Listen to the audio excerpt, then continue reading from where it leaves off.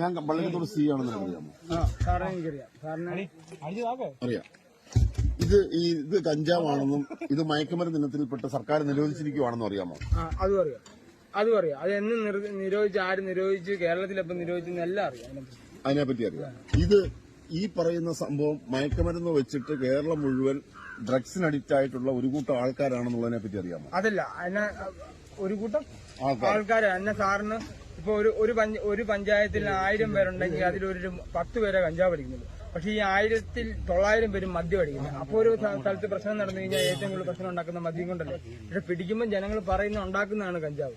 ഞാൻ ചോദിക്കട്ടെ, MDMA ഉണ്ട്, പ്രതലീനുണ്ട്, മോർഫിനുണ്ട്, അതുപോലെ തന്നെ LSD ഉണ്ട്. അതിന് കാശ് വേണം. അതൊക്കെ വലിയ വലിയ കാശ്. അല്ല, ഞാൻ പറഞ്ഞ അങ്ങനെ കാശ്. സാറിന്റെ ഇരിക്കുന്നത് 2000 രൂപയില്ലേ? ഈ 2000 രൂപയുടെ ഡബിൾ വേണം MDMA മേടിക്കാൻ. ഞാൻ പറഞ്ഞ 2000 രൂപ നീ ഇത് വിറ്റിട്ട് കിട്ടിയ കാശല്ല. പക്ഷെ ഈ 2000 രൂപ ഡബിൾ വേണം MDMA മേടിക്കാൻ. അപ്പൊ ആരും പോവും. ഞാൻ പോകത്തില്ല ഒരിക്കലും. എനിക്കത് എത്ര പങ്കുണ്ടെങ്കിലും ഞാൻ MDMA കാശ്. അപ്പൊ നീ ഇപ്പോഴും വിചാരിക്കുന്നതും വിശ്വസിക്കുന്നതും ഈ മയക്കുമരുന്ന് വിൽക്കുന്നത് തെറ്റല്ല എന്നാണ്? മയക്കുമരുന്ന് എല്ലാം തെറ്റാണ്. ആശുപത്രി. പക്ഷെ ഇത് മയക്കുമരുന്നാണോ? ഇല്ല, ഇത് മയക്കുമരുന്നിന്റെ കൂട്ടത്തിൽ സർക്കാർ 85 പെടുത്തിയത് വെറും 29 വർഷമായിരുന്നു.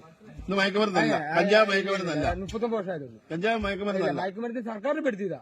അത് പൊതുവെ ഒരു പ്രകൃതിയുടെ ഇത് നോക്കുവാണെങ്കിൽ ഒരിക്കലും ആരും പറയത്തില്ല. കാരണം ഇതിനെ പറയത്തില്ല. കാരണം ഞാൻ നിന്റെ